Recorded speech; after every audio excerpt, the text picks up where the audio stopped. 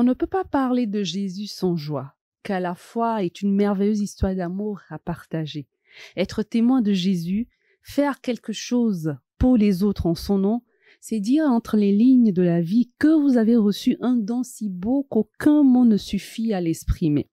Au contraire, quand la joie manque, l'évangile ne passe pas.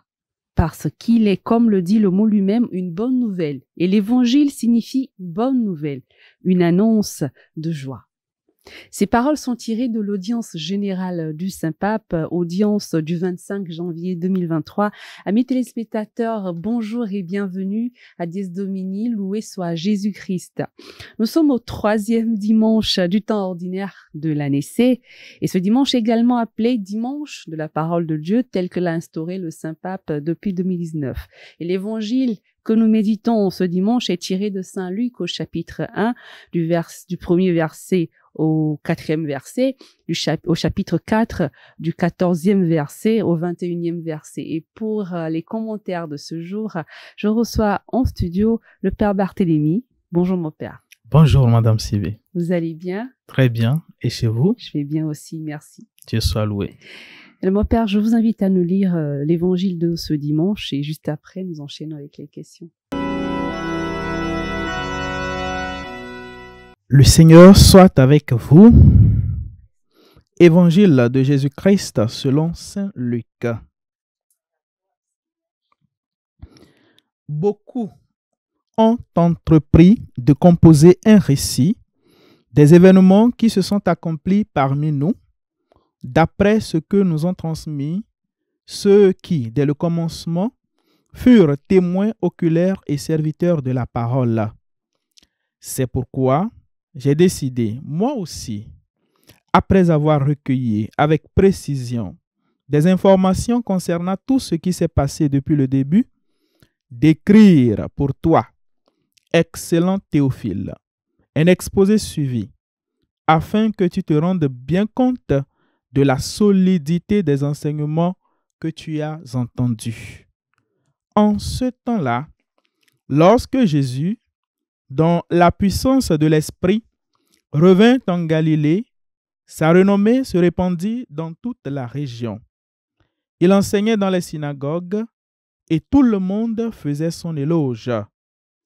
Il vient à Nazareth, où il avait été élevé. Selon son habitude, il entra dans la synagogue le jour du sabbat et il se leva pour faire la lecture. On lui remit le livre du prophète Isaïe. Il ouvrit le livre et trouva le passage où il est écrit: « L'Esprit du Seigneur est sur moi, parce que le Seigneur m'a consacré par l'onction. Il m'a envoyé porter la bonne nouvelle aux pauvres, annoncer aux captifs leur libération et aux aveugles qu'ils retrouveront la vue, remettre en liberté les opprimés, annoncer une année favorable accordée par le Seigneur. » Jésus referma le livre, le rendit aux servants et s'assit. Tous, dans la synagogue, avaient les yeux fixés sur lui. Alors il se mit à leur dire: « Aujourd'hui s'accomplit ce passage de l'Écriture que vous venez d'entendre. » Acclamons la parole de Dieu. Louange à toi, Seigneur Jésus. Merci, Père Barthélemy, pour la lecture de l'évangile de ce 3e dimanche du temps ordinaire de l'année C. Alors, mon Père, première question. Je pense que pour pouvoir mieux comprendre ce texte, je crois que vous devriez peut-être nous parler un peu de Luc. Qui est cet apôtre, ou bien plutôt, qui est cet évangéliste, Luc? Okay. Saint Luc est l'un des 4 évangélistes que les Saintes Écritures nous présentent. Et d'après Saint Paul, certains de ses écrits, plus particulièrement sa lettre aux Colossiens, au chapitre 4, le verset 14, Saint Paul nous dit ceci: « Vous avez les salutations de Luc, médecin bien-aimé. » Donc, il fait mention de Luc. Dans d'autres passages également, pauliniens, nous avons des mentions de Saint Luc. Mais ici, il donne une précision qui est ceci, que Luc était médecin. Donc, Paul était en prison, le contexte dans lequel il était en prison. Bon, et d'après le passage, beaucoup l'ont abandonné, mais Luc était resté avec lui. Donc, Luc était un bien-aimé, disons, compagnon de Paul, selon les Saintes Écritures, qui est aussi un médecin, donc quelqu'un d'instruit quand même, d'éclairé, et son évangile aussi en dit long sur ses connaissances, ses études et tout le reste. La façon dont il présente, ou il nous présente son évangile, nous dit beaucoup que c'est quand même quelqu'un d'instruit qui s'y connaît un peu en la matière, même en ce qui concerne l'histoire, parce qu'il présente même les sources d'où il a tiré et tout ce qu'il veut dire, ainsi de suite. Donc, d'après les Écritures, nous pouvons dire que Luc était un médecin. Il ne faisait pas partie des apôtres. Voilà, c'était ma question. Il ne faisait pas partie des apôtres. Donc, il n'a pas connu Jésus. Il n'a pas connu Jésus. Et il s'est inspiré de ce que d'autres ont écrit sur Jésus, notamment Marc. Il s'est inspiré aussi de la source Q, qui est un peu commune aux évangélistes, où Marc aussi a puisé. Lui aussi, il a puisé là-bas. Il s'est inspiré de Marc également. Plus les témoignages qu'il a lui-même recueillis, les témoignages qui se sont transmis de génération en génération jusqu'à son niveau, et ses propres investigations également lui ont permis maintenant de mettre par écrit cet évangile que nous avons. Et ce n'est pas le seul de ses écrits. On lui attribue également le livre des Actes des Apôtres. Le livre des Actes des Apôtres. Donc voilà un peu brièvement ce que nous pouvons dire au sujet de Saint Luc l'évangéliste. J'ai posé la question parce que justement, on se dit, c'est quelqu'un qui n'a pas connu Jésus, qui ne faisait pas partie des apôtres, mais qui écrit tellement bien sur lui, comme s'il l'a connu vraiment, réellement, et surtout cet évangile tel qu'il l'a présenté. Donc, il fallait qu'on sache qui il est avant d'aller au fin fond de l'évangile. Il s'est minutieusement informé avant de mettre par écrit son évangile, ce qui fait que c'est quelque chose de beau que nous avons à nos yeux. Voilà. Merci, mon père. Alors, le texte nous dit, c'est pourquoi j'ai décidé moi aussi, après avoir recueilli avec précision les informations concernant tout ce qui s'est passé depuis le début, d'écrire pour toi, excellent Théophile, un exposé suivi. Alors, mon père, là, on vient de connaître Luc. C'est qui Théophile? Et pourquoi, on a l'impression que l'évangile lui est adressé? Théophile, c'est qui? Ok. Théophile, bon, selon les exégètes, les biblistes et autres, peut-être c'est aussi un allié de Paul, un allié de Luc, du moins, je voudrais dire. Mais le nom a plutôt une signification plus symbolique, qui signifierait aimer de Dieu. Et donc, Théophile voudrait dire chacun et chacune d'entre nous, en tant que fils et filles de Dieu, fils et filles bien-aimés de Dieu. Donc, l'évangile de Luc est adressé à tous les bien-aimés de Dieu, tous ceux qui auront à lire cet évangile-là. Nous sommes aujourd'hui les nouveaux Théophiles. Voilà, les bien-aimés de Dieu, à qui l'évangile est adressé. Donc, tout lecteur de l'évangile qui découvre l'amour de Dieu pour lui est aujourd'hui ce Théophile à qui cet évangile est adressé ou à qui l'évangile est dédié. Voilà. D'accord. Merci, mon père. Alors, le texte nous dit plus loin que Jésus rentra dans la synagogue le jour du sabbat. On a l'impression que c'est toujours le jour du sabbat qu'il y va. Et il se leva pour faire la lecture. Et à la fin du passage de l'évangile, on nous dit que Jésus referma le livre, le rendit aux servants et s'assit. Tous dans la synagogue avaient les yeux fixés sur lui. Alors il se mit à leur dire: aujourd'hui s'accomplit ce passage de l'Écriture que vous venez d'entendre. Alors, le passage dont il parle, bon, on va pas relire tout l'évangile, parce que vous venez de le lire, mais en fait, mon père, qu'est-ce que ces paroles de Jésus veulent dire? Aujourd'hui s'accomplit ce passage de l'Écriture que vous venez d'entendre. Qu'est-ce qui s'accomplit, en fait? Voilà. Jésus, effectivement, était à la synagogue. C'était une assemblée liturgique à laquelle lui aussi il participe, comme nous aussi on pourrait le dire aujourd'hui, quand nous participons à la messe, à l'Eucharistie. Ils ne célèbrent pas encore l'Eucharistie, certes, c'est surtout la liturgie de la parole. Et dans leur liturgie, il fallait lire et donner l'interprétation donc de ce qui est lu. Et Jésus, ce jour-là, était choisi pour cette liturgie de la synagogue. Alors, il lit le texte d'Isaïe, Isaïe 61, versets 1 à 2. Bon, pour ne plus revenir dessus. Sinon, si nous prenons le texte Isaïe 61, le verset 1 à 2, c'est exactement la même chose que nous venons d'écouter dans l'évangile qu'il a repris.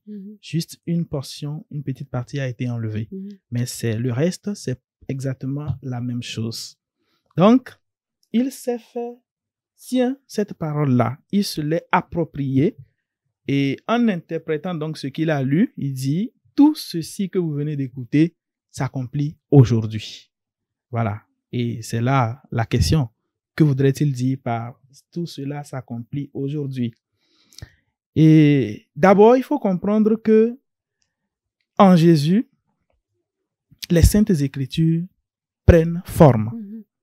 En la personne de Jésus-Christ, tout ce qui a été dit, que ce soit par la loi, la Torah, tout ce qui a été dit avant, par les Écritures, trouve leur forme en la personne de Jésus-Christ, homme-Dieu.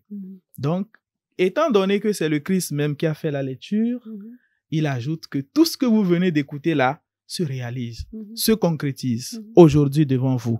Ce n'est plus une simple parole comme ça en l'air, mais vous voyez ce qui est dit à travers une personne, le Christ lui-même, qui est là devant vous. Donc, Jésus se présente comme l'accomplissement des Saintes Écritures. Et en Jésus, l'Écriture prend corps pour devenir homme devant nous. Et en cet homme-là, nous trouvons l'accomplissement des promesses divines. Tout ce qui a été dit au sujet de cette personne-là se réalise. Il dit, l'Esprit du Seigneur est sur moi parce que le Seigneur m'a consacré par l'onction. Il m'a envoyé porter la bonne nouvelle aux pauvres, annoncer aux captifs la libération et aux aveugles qu'ils retrouveront la vue, remettre en liberté les opprimés, annoncer une année favorable accordée par le Seigneur. Donc, toutes ces promesses-là se réalisent dans la promesse de Jésus-Christ. Et nous le verrons à la suite de l'évangile de Saint Luc, que tout ce qui a été dit là, Jésus, la personne de Jésus-Christ, les a accomplis. Donc, il leur fait savoir déjà à la synagogue là-bas que ce que vous venez d'écouter là se réalise et se réalisera, continuera de s'accomplir. Et la parole de Dieu est toujours d'actualité. C'est vrai, à l'époque où Jésus a parlé, cela s'accomplissait, cela se réalisait. Mais aujourd'hui, encore, cette parole s'accomplit au milieu de nous aussi. À notre temps, aujourd'hui, cela continue de s'accomplir. La deuxième partie du livre de Luc nous dit beaucoup avec les apôtres. Dans le livre des Actes des Apôtres, bien que Jésus soit parti déjà, les apôtres ont continué eux aussi à accomplir tous ces miracles-là au nom de Jésus-Christ. Après les apôtres, dans notre monde aujourd'hui, les mêmes choses continuent de se réaliser au nom du Christ. Donc la parole est toujours d'actualité, elle continue de s'accomplir aujourd'hui au milieu de nous. Voilà ce que le Christ est en train de nous dire à travers ce passage-là de Isaïe. En fait, vous avez répondu déjà à toutes mes questions. Désolé alors. Non, parce que justement, j'allais demander, comment est-ce que ces paroles s'accomplissent pour nous aujourd'hui, chrétiens de ce siècle, parce que quand Jésus a parlé dans la synagogue, c'était avec ses contemporains, voilà. Donc aujourd'hui, voilà. Mais vous l'avez bien expliqué, ces paroles s'accomplissent dans nos vies aujourd'hui. Donc bon, voilà, c'est toujours d'actualité, comme vous l'avez dit. Alors mon père, si on n'a pas lu la première lecture, hein, mais si on lit cette première lecture qui est tirée du livre de Néhémie, on verra qu'il y a un peu de similitude avec l'évangile. Donc, est-ce que justement vous pouvez nous faire un petit parallèle avec les autres textes de ce dimanche, la première lecture tirée du livre de Néhémie et aussi la deuxième lecture tirée de la lettre de Saint Paul aux Corinthiens? Effectivement, la première lecture également, tout comme l'évangile, nous présente une forme de culte où le gouverneur Néhémie et le prêtre Esdras ont rassemblé le peuple pour leur faire écouter justement la parole de Dieu, comme Jésus l'a lu dans la synagogue. Et le prêtre Esdras également l'a fait pour ses contemporains qui étaient réunis autour de lui. Et là, c'était encore sérieux. Le texte nous dit, du lever du jour jusqu'à midi, en présence des hommes, femmes, enfants, tout le monde était réuni. Donc, disons, toute une demi-journée, ils étaient là à écouter la parole. Et le psaume nous dira, cette parole, le répond du psaume nous dira, tes paroles, Seigneur, sont esprit et vie. Et le peuple a écouté cette parole-là pendant tout ce temps-là. Donc, il y a une forme d'exhortation à écouter la parole de Dieu qui est pour nous esprit et vie. Et c'est ce que l'évangile aussi nous fait savoir. Alors, le parallèle avec la deuxième lecture, c'est que cette parole-là, que ce soit dans la première lecture ou encore dans l'évangile, comme on l'a dit déjà, c'est fait chair. C'est concrétisé dans la personne de Jésus-Christ à travers le corps du Christ. Et ce corps du Christ-là est le corps duquel Saint Paul est en train de nous parler dans la deuxième lecture, que nous faisons tous partie de ce même corps du Christ-là. Donc, chacun et chacune d'entre nous constituons les membres de ce corps du Christ-là, chacun avec ses dons et charismes qui diffèrent des uns aux autres, mais nous sommes appelés à tout mettre en commun pour le bien-être du corps du Christ que nous formons, de toute la communauté, disons, de façon générale, de l'humanité entière. Voilà. Merci mon père. Alors, in fine, qu'est-ce qu'on peut retenir des lectures de ce dimanche, enfin principalement de l'évangile de ce dimanche? Comme je l'ai dit dans mon introduction, ce dimanche est également, on célèbre le dimanche de la parole de Dieu, comme le Saint-Père l'a instauré. Alors, donc, qu'est-ce qu'il faut retenir de ce dimanche de la parole de Dieu? De toutes les façons, les lectures nous montrent déjà assez... les lectures sont axées sur la parole de Dieu. La première lecture, la deuxième lecture, le psaume, et aussi surtout l'évangile. Et qu'est-ce qu'on peut retenir de toutes ces lectures de ce troisième dimanche? Voilà, comme vous le disiez dans votre introduction, et nous célébrons en ce dimanche, le dimanche de la parole de Dieu, qui a été institué depuis le 30 septembre 2019 à travers son motu proprio, Aperuit Illis. Le pape François a institué ce dimanche-là, chaque troisième dimanche de l'année liturgique, le dimanche de la parole de Dieu. Donc, c'est ce que nous célébrons justement. Et en célébrant ce dimanche, nous sommes invités à renouveler notre engagement à lire, célébrer, méditer les Saintes Écritures d'une façon plus solennelle. Et vous allez constater que même dans le document, le motu proprio du pape, il a fait quelques propositions pour la célébration de ce dimanche-là. Par exemple, instituer les lecteurs, ceux qui proclament la parole de Dieu, et mettre en exergue, en valeur la Bible ou bien l'évangéliaire, faire la procession avec l'évangéliaire. Tout ceci pour montrer un peu l'importance, la place prépondérante que cette parole-là ou les Saintes Écritures occupent dans notre vie, surtout en tant que chrétiens. Donc, c'est une invitation à redécouvrir la splendeur, la saveur, la douceur, la beauté de la parole de Dieu à travers ce dimanche-là. Beaucoup nous critiquent, surtout les chrétiens catholiques, que nous ne maîtrisons pas les Saintes Écritures ou que c'est seulement les prêtres et ceux qui étudient là, qui connaissent la parole de Dieu et que les chrétiens ordinaires ne connaissent pas trop la parole de Dieu. Voilà une occasion qui nous est donnée. La Bible, elle est là à la portée de nous tous pour nous approprier cette parole-là. Saint Jérôme dira qu'ignorer les Saintes Écritures, c'est ignorer le Christ. Donc, si nous voulons réellement connaître le Christ, être en communion avec le Christ, il nous faut donc aller à la source, c'est-à-dire les Saintes Écritures. Comme dans la première lecture, le peuple, ils étaient tous réunis. petits, enfants, grands, femmes, hommes, tous, à écouter la parole de Dieu. Mais on ne va pas se limiter à l'écoute de la parole de Dieu les dimanches. Nous aussi, nous devons aller nous-mêmes en tant que chrétiens à la recherche, à faire des investigations. Comme Luc, justement, l'a fait aussi dans l'évangile de ce jour. Il s'est renseigné toujours pour mieux connaître le Christ. Donc nous aussi, il nous faut tout le temps aller faire cette quête-là des Saintes Écritures pour mieux nous rapprocher du Christ. Donc en ce dimanche, nous sommes invités à nous familiariser davantage avec la parole de Dieu. Et il y a plusieurs moyens pour le faire. La Lectio Divina, par exemple, ou bien les lectures bibliques en groupe, par exemple, la méditation personnelle de la parole de Dieu, par exemple. Donc, il y a plusieurs moyens qui peuvent nous aider à nous rapprocher davantage de la parole de Dieu, à la découvrir davantage. Et pour que cela puisse se faire, il nous faut aussi avoir notre Bible, au moins, surtout nous les chrétiens catholiques. Parfois, on peut avoir des téléphones, des Android, des iPhones, mais la Bible de 5000 ou 7000, on n'a pas. Parfois, on l'a, mais c'est caché quelque part. C'est caché quelque part. Voilà, une chose aussi est de la voir, l'autre chose est de la consulter et de la lire. Ouais. Voilà.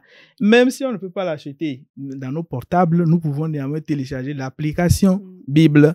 Quand on fait un peu de TikTok, 30 minutes, on prend 2 minutes pour lire aussi la Bible, quand même.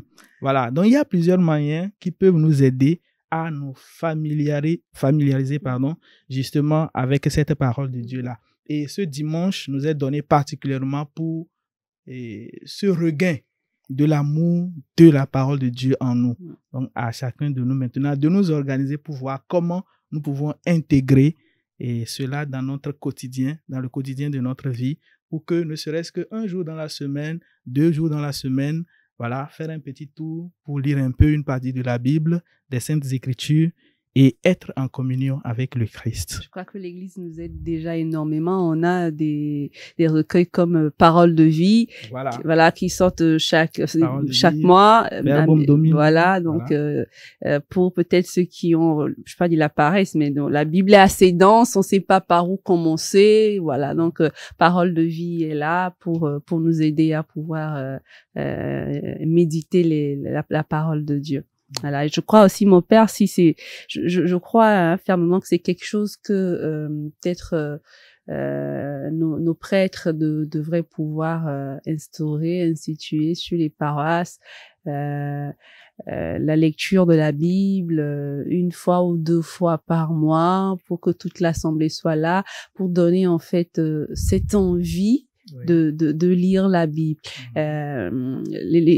Je crois que les autres frères chrétiens le font, hein. Voilà. L'étude biblique. Les voilà. le font très souvent. Voilà, l'étude biblique.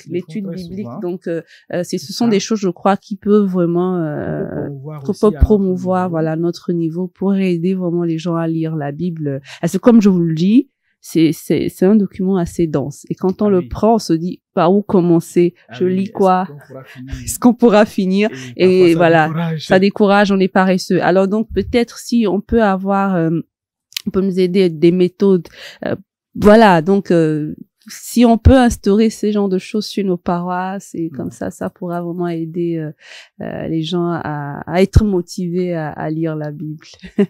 C'est ça. Merci beaucoup, mon père. Merci d'avoir répondu à notre invitation. Et on se dit à la prochaine. Merci beaucoup. Alors, chers amis, le début de l'évangile de Luc est appelé l'Ancien Testament de Luc. Il s'achève en Luc 4, au verset 16 à 30. Quand Jésus dans la synagogue de Nazareth dit « Aujourd'hui s'accomplit ce passage de l'Écriture que vous venez d'entendre ». Alors cette parole clôt l'Ancien Testament et ouvre le Nouveau chez Luc. Ce qui avait besoin d'être renouvelé dans le livre de Néhémie se trouve accompli dans la personne même du Christ. La loi et les prophètes prennent vie dans l'aujourd'hui de la personne de Jésus. En cela, le Nouveau Testament n'abolit rien. La loi demeure, les paroles des prophètes continuent de vivre, la liturgie perdure, mais en Jésus, elles s'accomplissent en s'incarnant dans la personne du Christ. C'est pour cela que l'écriture n'est pas abolie, mais accomplie en Jésus-Christ. Voilà ce que nous disent les thèses de ce jour. En mettant en parallèle le livre de Néhémie qui est réception de la loi et l'évangile de Luc, où Jésus devient la nouvelle loi, une loi vivante pour aujourd'hui. La loi redevient ce qu'elle doit être, un chemin de liberté, une bonne nouvelle où tous ceux qui sont en prison seront libérés de leur prison de pierre ou de chair. Jésus est la loi incarnée qui personnifie en sa personne l'espérance d'une vie libre en Christ, libérée du péché et de la mort. Et pour nous, cette espérance est-elle accomplie? Alors, ces paroles sont du père Damien Stampert du diocèse de Blois. Et c'est sur ce, chers amis, que je vous dis au revoir. On se retrouve la semaine prochaine pour un nouveau numéro d'Audience Domini. Portez-vous bien. Au revoir.